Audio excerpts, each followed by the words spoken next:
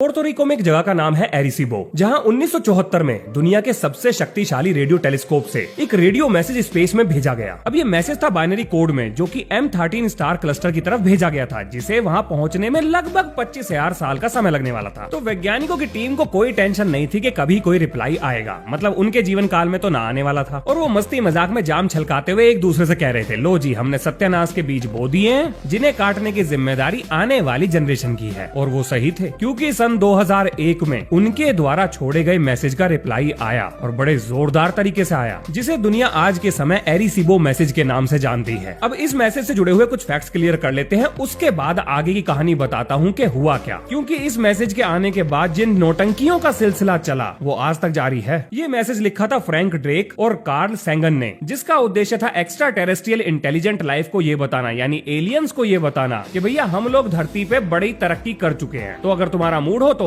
एक दो विजिट कर लो यहाँ पर। और जिस समय ये काम किया गया था भाई साहब, वैज्ञानिकों की इतनी छीछालीदर हुई थी, मतलब दुनिया ने बहुत भर भर के कोसा था कि क्या ऊट पटांग काम कर दिया। अब ये काम तो कर चुके थे, तो इसके बाद वही हुआ जिसका सब लोगों को डर था। 2001 इंग्लैंड हैम्पशायर, ये वो समय और जगह थी जहाँ एक क्रॉप सर्कल मिलता है, और ये उसी सवाल का जवाब था जो वैज्ञानिकों ने एरिसीबो मैसेज में पूछा था। अब इससे पहले कि मैं आपको एलियंस के द्वारा इंसानों के लिए छोड़े गए संदेश के बारे में बताऊं, जरा क्रॉप सर्कल का इतिहास जान लेते हैं। तो भैया खेत खलिहानों में ये अजीब तरह की चित्रकारी 1678 से ही मिल रही है, और उस जमाने में लोग इन्हें दुष्ट आत्माओं का श्राप मानते थे। मतलब हाँ, दुष्ट आत्माएं भी श्राप देती हैं। अब कुछ लोग इसे यूएफओ नेस्ट भी कहते थे, लेकिन जहाँ पर भी क्रॉप सर्कल दिखाई देते थे वहाँ एक चीज कॉमन थी, वो ये कि ये हमेशा रात में ही बनते थे। दूसरी चीज, हर क्रॉप सर्कल के आसपास उड़ते हुए रोशनी के गोले दिखाई देते थे, और ये उन लोगों का दावा था जिन्होंने क्रॉप सर्कल सबसे पहले देखे। सबसे पहले क्रॉप सर्कल की फोटो 1937 में अंग्रेजों के साइंस जर्नल में छपी थी। फिर ये क्रॉप सर्कल 1945 में दिखाई दिए। फिर 1952 में अमेरिकी वायुसेना ने इन क्रॉप सर्कल्स के ऊपर जांच पड़ताल शुरू कर दी, और खेत खलिहान में ये अजीब तरह की चित्रकारी इसी तरह से ही लगातार चलती ही रही, जो कि बहुत सिंपल डिजाइन से लेकर बहुत कॉम्प्लेक्स डिजाइन तक थे। लेकिन कभी भी किसी को इनका कोई मतलब समझ में नहीं आया, और ना ही किसी ने इन्हें अपनी आंखों से बनते हुए देखा था। लेकिन एक दिन किसी ने इन्हें बनते हुए देखा भी और कैमरे में रिकॉर्ड भी कर लिया। सन 1996 में जॉन हिली नाम का एक इंसान इंग्लैंड के ओलिवर कैसल में कैंपिंग कर रहा था। तभी उसकी नजर उड़ते हुए रोशनी के गोलों पर पड़ती है, और वो फटाफट अपना कैमरा उठाकर उसकी वीडियोग्राफी शुरू करता है, और देखते ही देखते पहली बार बनता हुआ क्रॉप सर्कल कैमरे में कैद होता है। अब इस घटना से पहले वैज्ञानिक ये मानकर चल रहे थे कि क्रॉप सर्कल के पीछे कोई और कारण हो सकता है, जिसके बारे में शायद अभी ना समझ में आ रहा हो, पर फ्यूचर में आ जाए। पर किसी को भी ये उम्मीद नहीं थी कि ये यूएफओ से जुड़ जाएगा। अब क्योंकि ये चीज यूएफओ से जुड़ गई थी, तो अब समस्या थी ये कि आखिर इनके मैसेज को समझा कैसे जाए, क्योंकि ऐसा तो होगा नहीं कि बस एलियन उठे, मुंह उठा के आए और चित्रकारी करके चल दिए। जरूर इन अजीब चित्रों के पीछे कोई ना कोई मैसेज तो जरूर होगा। अरे हाँ, मैसेज से याद आया, आपको याद है वीडियो की शुरुआत में मैंने आपको बताया था कि कैसे एरिसीबो के साइंटिस्ट ने एक बाइनरी मैसेज स्पेस में छोड़ा था। लेकिन आखिर उन्होंने अपने मैसेज में ऐसा लिखा क्या था, आइए बताता हूँ। क्योंकि इस मैसेज के बाद जो एलियंस का रिप्लाई आया वो उसी भाषा में था जिस भाषा में ये मैसेज भेजा गया था, यानी बाइनरी कोड में। सबसे ऊपर 1 से लेकर 10 तक नंबर लिखे गए, मतलब लेफ्ट टू राइट में, और उसके नीचे कार्बन, हाइड्रोजन, नाइट्रोजन, ऑक्सीजन और फॉस्फोरस का एटॉमिक नंबर लिखा गया, क्योंकि हमारा जो डीएनए है वो इन्हीं चीजों से मिलकर बना है। और इसका रंग रखा गया पर्पल, और क्योंकि कार्बन का इस्तेमाल सबसे ज्यादा होता है इसलिए उसे टॉप पे रखा गया। इसके बाद ग्रीन कलर में न्यूक्लियोटाइड ऑफ डीएनए को बनाने वाले केमिकल कंपाउंड का फॉर्मूला लिखा गया, और इसके बाद डीएनए का डबल हेलिक्स स्ट्रक्चर भी बनाया गया। देखो, अगर बायो की कोई टर्मिनोलॉजी मैं गलत बोल देता हूँ तो उसको भूल चूक समझ के माफ कर देना, क्योंकि बायो में थोड़ा सा अपना हाथ तंग है, ज्ञान की गरीबी है। फिर इसके बाद एवरेज ह्यूमन हाइट यानी कि 5 फुट 9 इंच और उसका स्ट्रक्चर बनाया गया, और उसके बाद दिखाया गया सोलर सिस्टम और 9 प्लैनेट्स। और आपके दिमाग में अगर ये सवाल आ रहा है कि प्लैनेट तो 8 होते हैं, तो भैया मैं आपको बता दूं, सन 2006 में प्लूटो से उसका प्लैनेट का ताज छीना गया था। 1974 में तो 9 ही प्लैनेट थे, मेरे स्कूल टाइम में भी 9 ही थे। और इसके नीचे जानकारी दी गई कि भैया ये जो मैसेज हम आपको भेज रहे हैं ये भेजा है हमने एरिसीबो रेडियो टेलीस्कोप से, और इस काम को करने में लगभग 1679 बाइनरी डिजिट्स का इस्तेमाल किया गया, और इस सिग्नल को भेजने की फ्रीक्वेंसी थी 2380 मेगाहर्ट्ज, और इसे 10 हर्ट्ज की शिफ्टिंग से मॉड्यूलेट भी किया गया। और इस पूरे मैसेज को भेजने में लगभग 3 मिनट के आसपास का समय लगा था। अब क्योंकि रेडियो सिग्नल की मदद से हमने मैसेज भेजा था जो कि स्पीड ऑफ लाइट पर ट्रेवल करता है, तो जिस चीज की तरफ हमने मैसेज भेजा था वहां इसे पहुंचने के लिए लगभग 2500 साल यानी 25,000 ईयर्स का समय लगने वाला था। और मैं यूं कहूं कि अगर वहां इसे कोई पकड़ लेता, इस मैसेज को कोई रीड करता और रिप्लाई करता, तो इस मैसेज का रिप्लाई आने में लगभग 50,000 साल का समय लग जाता। 25 जाने के 25 आने के, तब तक तो धरती का क्रियाक्रम हो लेता। लेकिन 14 अगस्त 2001 ये वो तारीख थी जिस दिन चिलबोल्टन रेडियो टेलीस्कोप के नजदीक एक खेत में, जो कि इंग्लैंड में है, ग्राउंड पर अजीब तरह की आकृति बन जाती है, मतलब क्रॉप सर्कल, जो कि बाकी क्रॉप सर्कल से बिल्कुल अलग था। क्योंकि जमीन से देखने पर ऐसा लग रहा था जैसे कोई गेहूं के खेत में लुटलुटी कर गया हो, जैसे कोई आवारा जानवर खेत में घुस गया हो और उसका जहां मन करा वो लेट गया। तो ऊबड़ खाबड़ ऊंची नीची आकृतियां बन गई। लेकिन जैसे ही ये क्रॉप सर्कल हेलीकॉप्टर से ऑब्जर्व किया गया, सबके होश उड़ गए। पहली बार देखने को मिला एक चेहरा, एक एलियन चेहरा, जो कि 3 दिन बाद गायब हो गया। और उसके बाद हमें मिला एरिसीबो आंसर, यानी कि 1974 में जो जानकारी हमने एलियंस की तरफ छोड़ी थी उसका जवाब आ चुका था, वो भी उसी भाषा में जो हम समझ सकते थे, यानी बाइनरी डिजिट्स। अब जैसे हमारे मैसेज में हमने अपना मेन एलिमेंट कार्बन बताया था, उन्होंने अपना मेन एलिमेंट सिलिकॉन बताया और डीएनए का स्ट्रक्चर भी बदल दिया। जो ह्यूमनली फिगर उन्होंने बनाई थी उसका सर काफी बड़ा था और इसके अलावा बाकी और चीजें लिखी थी जिनके बारे में ढंग से अंदाजा नहीं लग पाया, पर ये उसी मैसेज से मिलती जुलती थी जो हमने भेजा था। आपको क्या लगता है, जितनी भी पिक्चर्स आप एलियंस की देखते हो, इंटरनेट पर देखते हो, आखिर ये चेहरा कहां से आया? सबका चेहरा एक जैसा क्यों है? अगर नहीं पता तो अब पता लगने वाला है, क्योंकि एरिसीबो आंसर के 1 साल बाद एक और मैसेज मिलता है जिसमें चेहरा बिल्कुल साफ साफ बना हुआ था और एक और मैसेज लिखा था। अब जिनको नहीं पता उन्हें मैं बता दूं कि इलेक्ट्रॉनिक कम्युनिकेशन को डिकोड करने के लिए एस्की का इस्तेमाल किया जाता है। मतलब अमेरिका वाले तो इसी टेक्नोलॉजी का इस्तेमाल करते थे। इससे जुड़ी हुई इन्फॉर्मेशन आपकी स्क्रीन पे इस टाइम में दिखा रहा हूँ और इस इन्फॉर्मेशन का लिंक भी मिल जाएगा, तो किसी को इसके बारे में और जानना हो तो वो उस लिंक पर जाकर पढ़ सकता है। अब जरा ये message soon low. Beware the bearers of false gifts and their broken promises. Much pain, but still time. Believe. There is good out there. We oppose deception. Conduit close.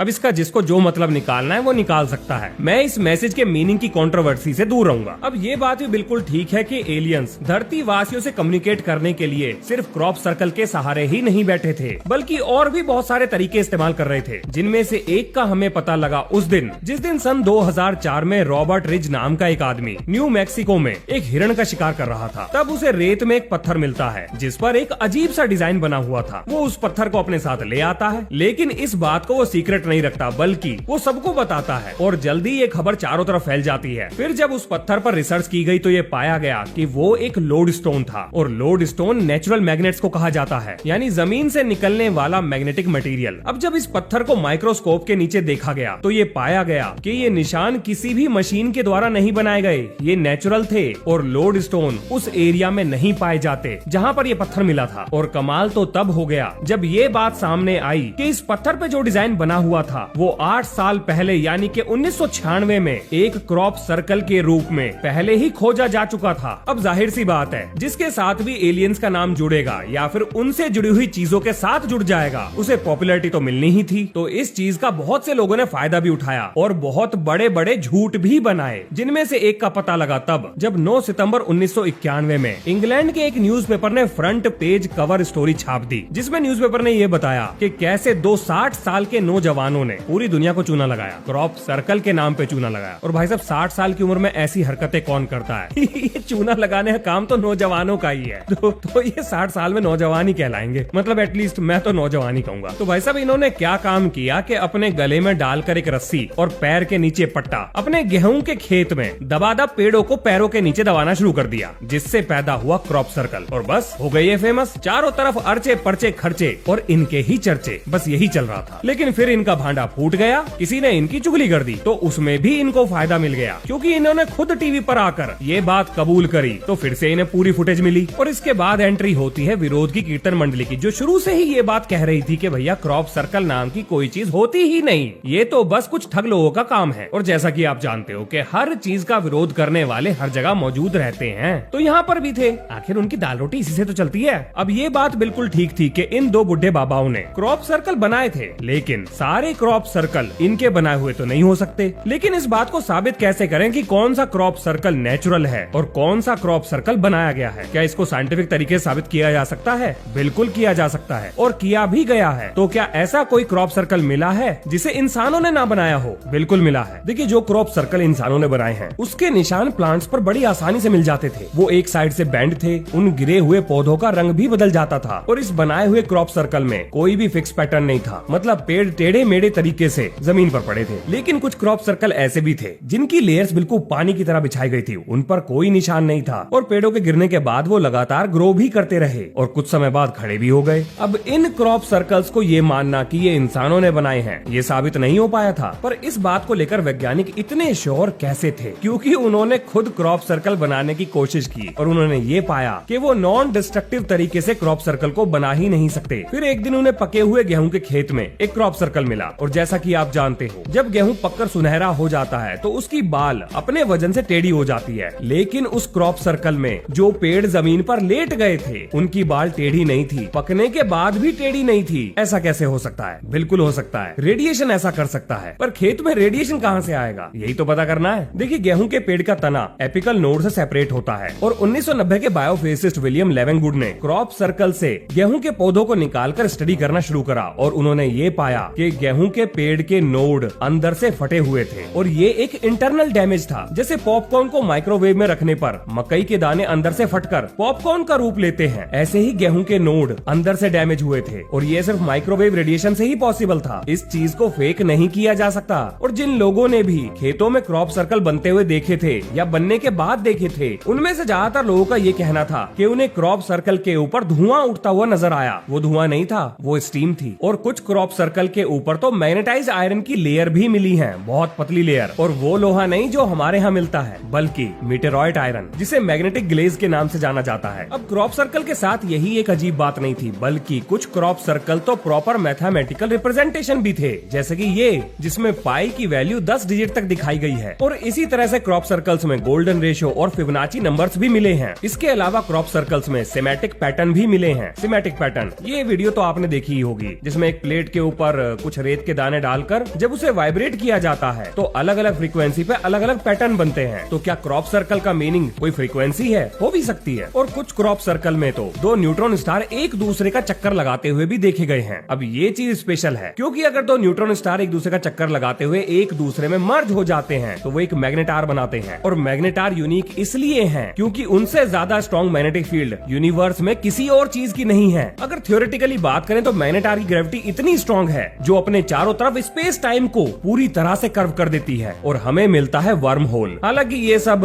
Theoretical है पर पॉसिबल है। लेकिन अगर space में worm hole है तो वहां तक हम पहुंचेंगे कैसे? वैसे जिनको वर्म होल के बारे में नहीं पता मैं बता देता हूँ। वर्म होल स्पेस टाइम के दो पॉइंट को कनेक्ट करता है, जिसमें से अगर ट्रेवल किया जाए, मान लेते हैं कि एक गैलेक्सी से दूसरी गैलेक्सी में जहाँ जाने में हमें हजारों साल लग जाएंगे या लाखों या करोड़ों भी, तो ये सफर कुछ घंटों या कुछ मिनटों का ही रहेगा। वर्म होल ऐसा कर सकता है। एटलीस्ट एल्बर्ट आइंस्टाइन ने तो यही कहा है। अब ऐसा नहीं है कि जितने भी क्रॉप सर्कल हमें मिल रहे थे वो सारे रिकॉग्नाइजेबल पैटर्न से थे, मतलब ऐसी आकृतियां थी जिन्हें हम पहचान सके। कुछ ऐसी भी थी जिनका कोई भी लॉजिक नहीं बन रहा था। तब एक इलेक्ट्रिकल इंजीनियर निकोला रोमेंस्की ने अपना थोड़ा दिमाग लगाया। उन्होंने ये सोचा कि मान लेते हैं कि कुछ क्रॉप सर्कल हमें फ्रीक्वेंसी के बारे में बता रहे हैं कि उस पर्टिकुलर फ्रीक्वेंसी पर हम एलियन से कांटेक्ट कर सकते हैं, वहीं दूसरे क्रॉप सर्कल हमें स्पेस में वर्म होल के बारे में बता रहे हैं और कुछ क्रॉप सर्कल उस वर्म होल की लोकेशन के बारे में बता रहे हैं। लेकिन सवाल आता है ये कि आखिर हम उस वर्म होल तक पहुंचेंगे कैसे? क्योंकि हमारे पास जो टेक्नोलॉजी है उससे तो वर्म होल के पास पहुंचा ही नहीं जा सकता।